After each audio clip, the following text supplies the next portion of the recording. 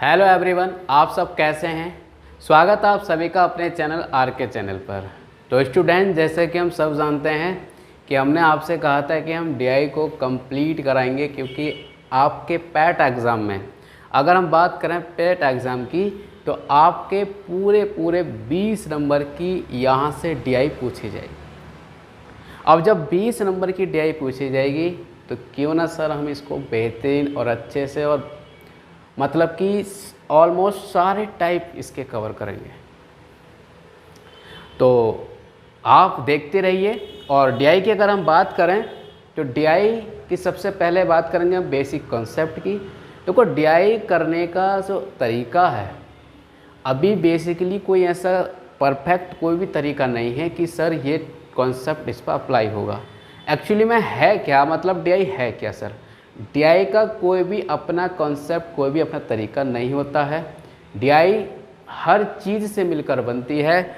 जैसे कि डीआई में अगर आपको ध्यान रखने योग्य बातें रखनी हैं तो डीआई देखो परसेंटेज का भी होता है, औसत का भी होता है, रेलगाड़ी मतलब ट्रेन का भी होता है, पाइप टंकी का भी हो सकता है, टाइमिंग वर्क का भी डीआई हो सकता है। यानी हर एक चीज़ का डीआई आपका पूछ सकता है एग्ज़ाम में। तो जब आपने पूरी अर्थमेटिक को अच्छे से कवर कर रखा होगा तो मैं आपसे वादा करता हूँ, गारंटी देता हूँ कि आपको डीआई के अंदर चाहे कितना बड़ा डाउट, मतलब कितना भी हार्ड क्वेश्चन क्यों ना हो, लेकिन आपको वो हार्ड नहीं लगेगा बल्कि और आसान लगेगा। ठीक है, तो उम्मीद करता हूँ आज डीआई को समझने के लिए पूरा प्रयास करोगे और मैं भी पूरी जान लगा दूँगा आपको समझाने की। ठीक है, तो आप मेरे साथ बने रहिए।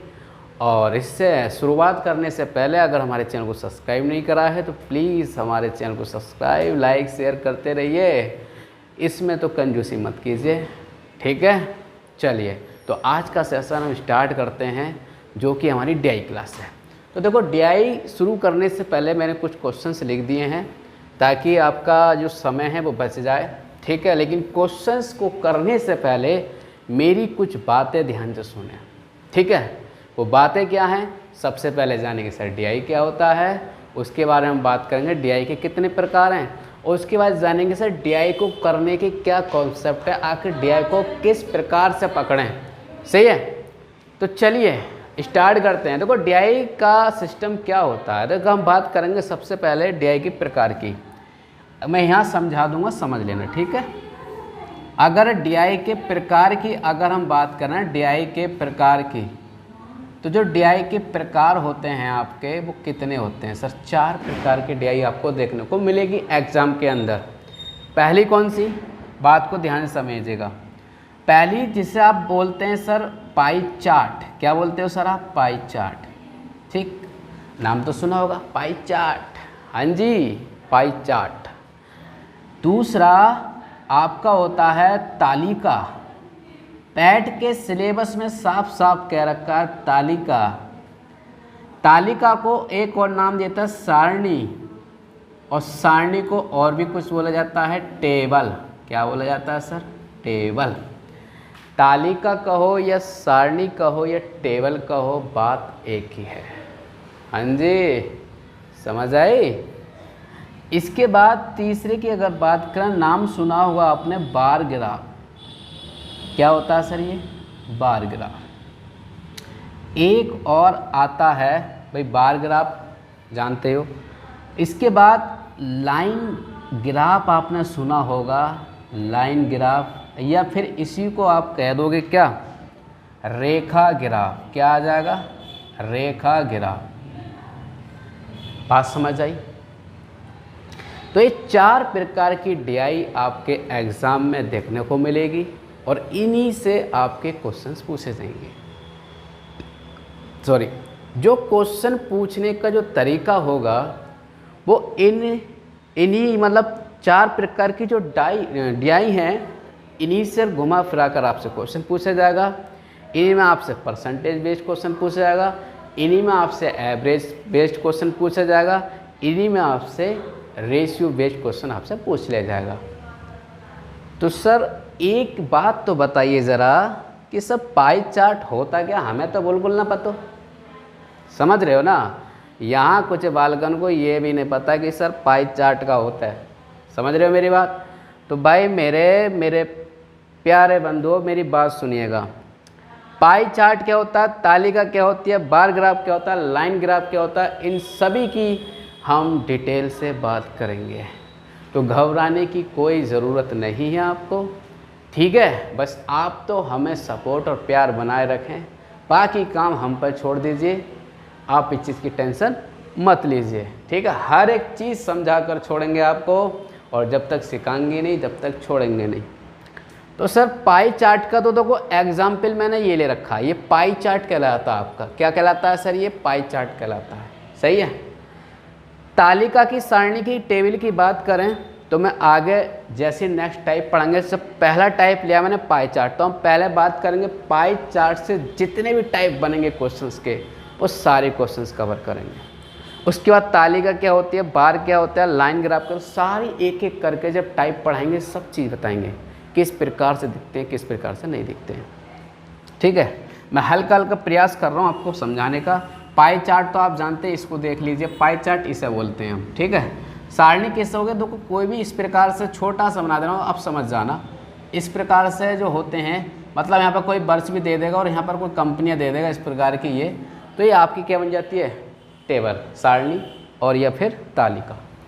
और हम बात करें बार ग्राफ की, तो आपने क्वेश्चन के अंदर देखो, बार ग्राफ की बात करें क्वेश्चन के अंदर इस प्रकार से देखा होगा, टावर टाइप के, इस टाइप के, ये इस प्रकार के दिखाई दे रहा होगा, छोटा छोटा समझ लीजिए अभी, है ना? भावनाओं को समझिए, दिल की भावनाओं को समझिए, ठीक है? तो ये बार जो होता है वो इस प्रकार के होते हैं, बिल्डिंग्स जैसी खड़ी जो दिखाई देती हैं, ठीक है? आज गर्मी बहुत है, देखो आपके लिए बड़े ही मेहनत कर रहे हैं गर्मी के अंदर, ठीक है? लग रहा होगा आपको, इसलिए सीरियस होकर नोट्स बनाइएगा, अपनी मेहनत कीजिए और पेपर को क्वालिफाई करना है, ठीक है?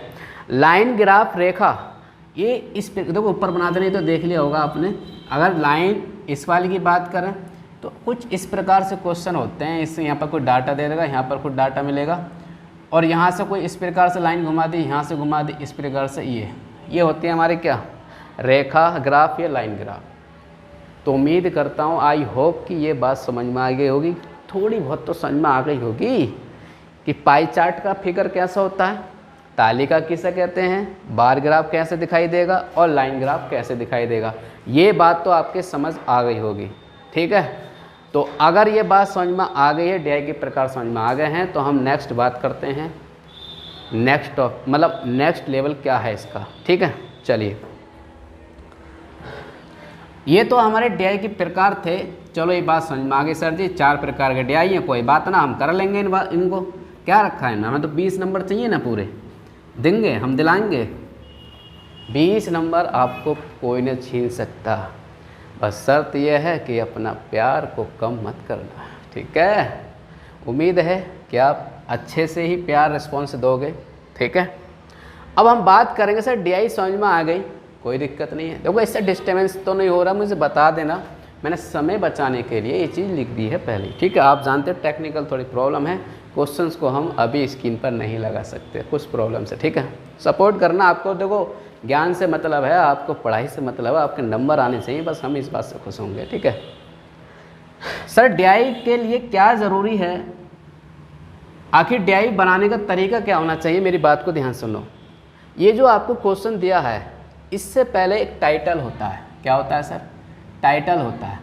जो टाइटल लिखा होगा इसके बारे में, जो टाइटल होता है इसके बारे में बताता है कि ये क्या है। तो सबसे पहले आप टाइटल को पढ़िएगा, और पढ़ने के बाद आपको क्लियर हो जाएगा कि सर ये किस चीज़ की बात कर रहा है, ये जो ग्राफ बनाया है इसमें किस चीज़ को दर्शाया जा रहा है। तो मैं एक सिंपली बेसिकली बात करूँ, इसमें तो सिर्फ खर्च की बात की जा रही है, कोई भी व्यक्ति या परिवार है उसके खर्च की बात की जा रही है, ये सारे खर्चे हैं, क्वेश्चन में पता चल जाएगी सारे खर्चे हैं।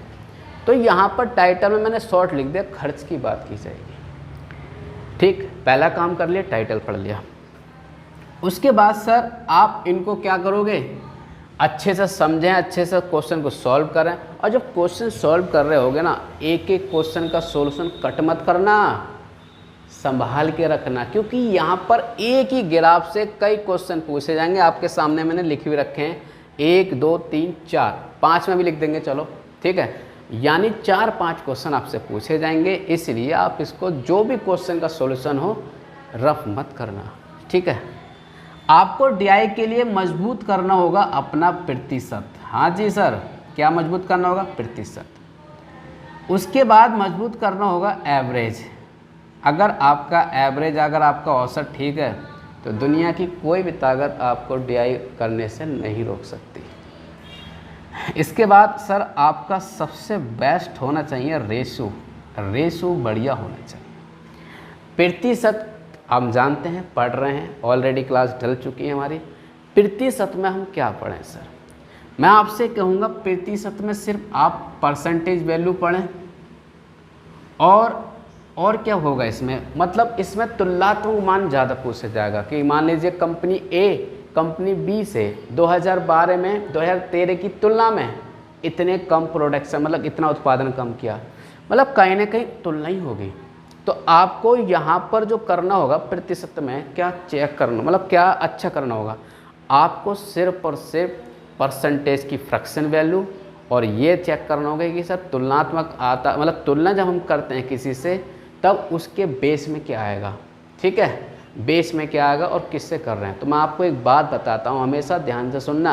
हाँ भाई चिंटू, बात ध्यान से सुनिएगा, बहुत मज़े ले रहे हो ना आप, ध्यान सुनो।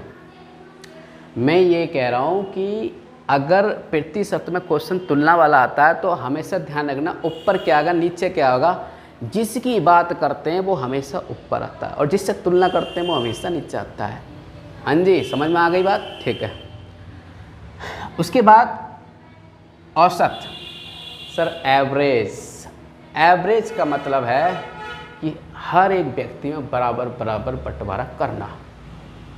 यदि ये आपसे आता है तो एवरेज में तो आपकी टेंशन ही खत्म।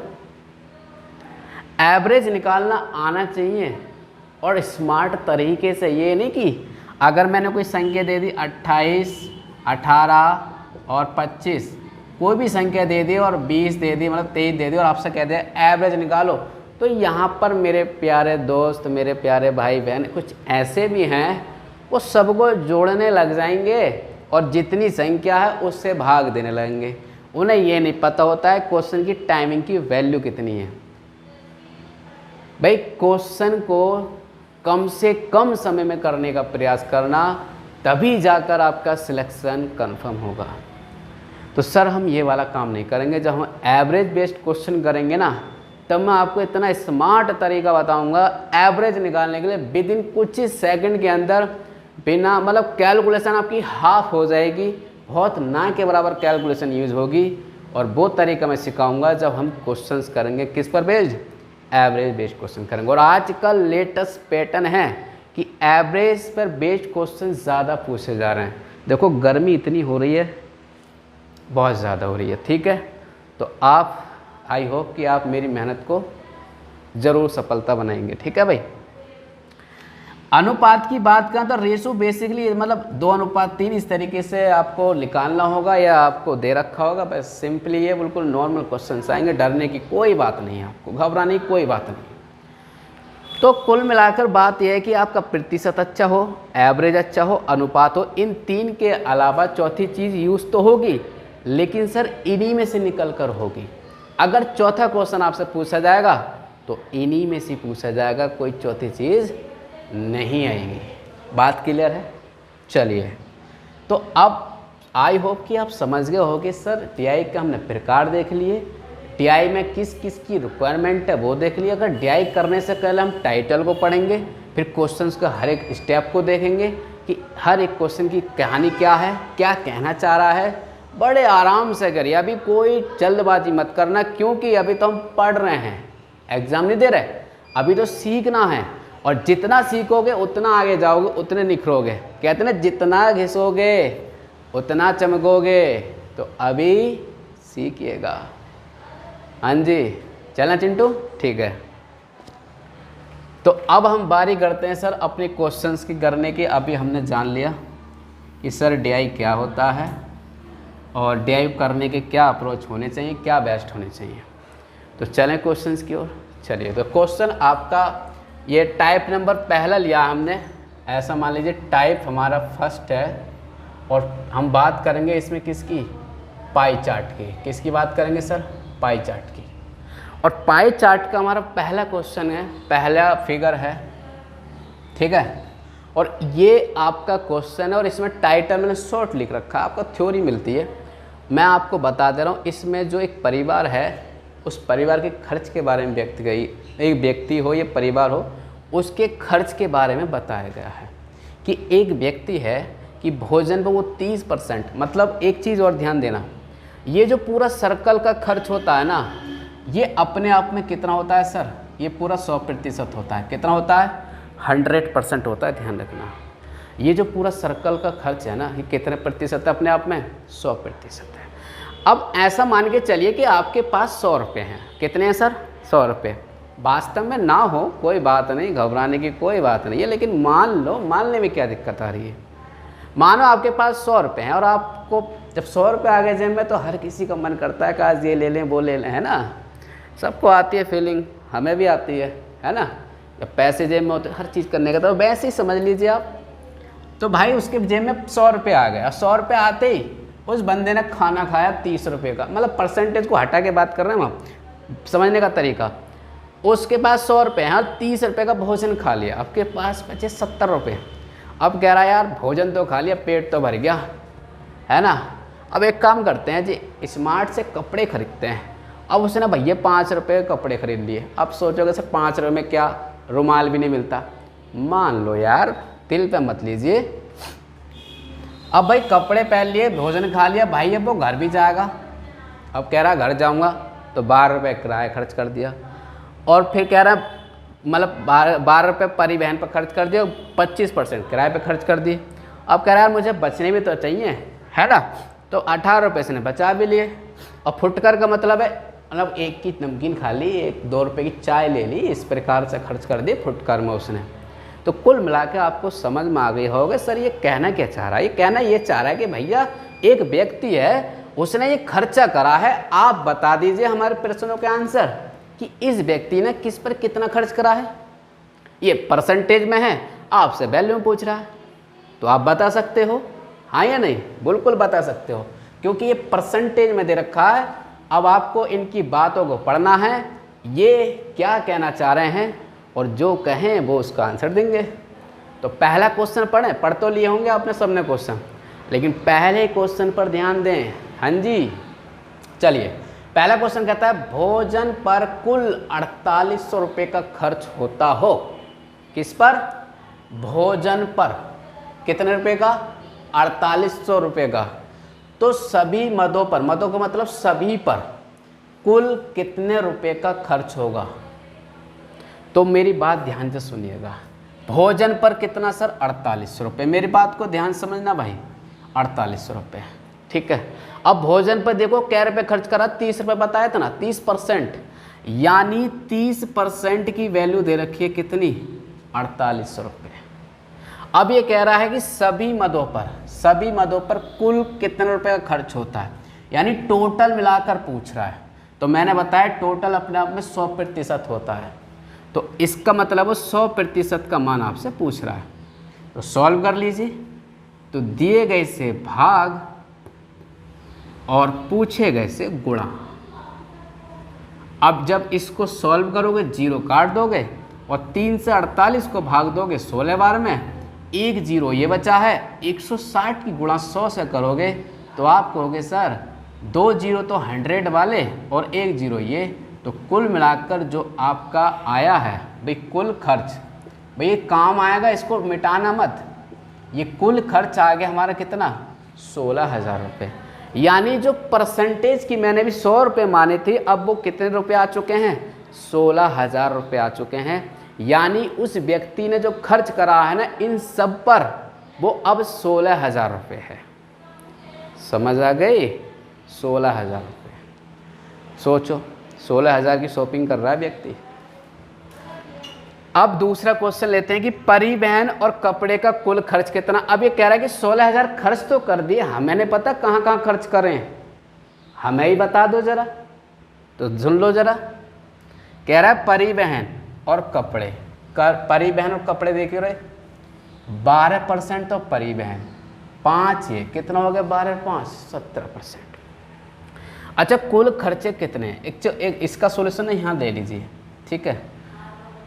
एक बात बताइए, अगर 100% खर्च उनका 16,000 रुपये है, कितने रुपए है 16,000 रुपये, तो कपड़े और परिवहन का बता दीजिए 12 और 5 कितना हो गया, आपको हो गया 17%। तो 17% की वैल्यू आपसे पूछ रहा है ये, तो वही चीज़ दिए गए से भाग और पूछे गए से गुणा, 2 0 से 0 काट दीजिए और गुणा कर लीजिए, तो 17 छिंगा 1 0 ऐसे ही आ जाएगा, और 17 छिंगा 2, 17 एकम 17 और 10 1 लगभग 2720 इसका कुल खर्चा आएगा, किसका, परिवहन और कपड़े का।